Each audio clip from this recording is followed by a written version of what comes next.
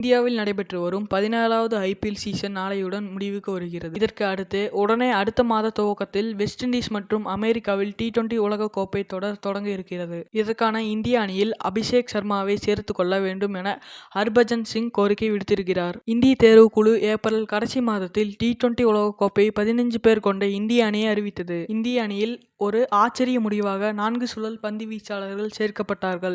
இதன் காரணமாக ரிங்கு சிங் இடம் பெற முடியவில்லை. மேலும் இந்த இந்திய அணிக்கு சுப்மன் கில், கலீல் அகமது, ரிங்கு சிங், ஆவேஸ் கான் என மொத்தம் 4 ரிசர்வ் வீரர்களும் அறிவிக்கப்பட்டிருக்கிறார்கள். இந்த நிலையில் தமிழக வீரர் நடராஜன் மற்றும் ராஜஸ்தான் அணிக்காக விளையாடும் சந்தீப் சர்மா ஆகியோர் சேர்க்கப்பட்டிருக்க வேண்டும் என கோரிக்கைகள் வந்தது. தற்பொழுது அறிவிக்கப்பட்டிருக்கும் T20 உலக கோப்பை அணியில் ஏதாவது மாற்றங்கள் செய்வதற்கான கடைசி நாள் இன்று மட்டும்தான். மே 25ஆம் தேதியுடன் மாற்றங்கள் செய்வதற்கான கெடு முடிவடைகிறது. இதற்கு பிறகு வீரர்களுக்கு காயமடைந்தாலோ அல்லது தனிப்பட்ட காரணங்களுக்காக அணியை விட்டு விலகினாலும் மட்டும்தான் மாற்றம் செய்ய முடியும் என்பது குறித்த இந்த நிலையில் நடப்பு ஐபிஎல் தொடரில் 450க்கும் மேற்பட்ட ரன்களை 200க்கும் மேற்பட்ட ஸ்ட்ரைக் ரேட்டில் அபிஷேக் சர்மா அடித்து நொறுக்கியிருக்கிறார். நேற்று ராஜஸ்தானுக்கு எதிரான 2வது தகுதி சுற்று போட்டியில் 4 ஓவர்களுக்கு 24 ரன்கள் மட்டும் தந்து ரியான் பராக் மற்றும் எட்மயர் என முக்கிய விக்கெட்டுகளை தூக்கினார். அவர் மீதான பார்வை இதனால் மிகவும் அதிகமாக இருக்கிறது என்பது குறிப்பிடத்தக்கது. இதே மாதிரி தொடர்ந்து செய்திகளை பார்க்கணும்னா நம்ம சேனலை சப்ஸ்கிரைப் பண்ணுங்க.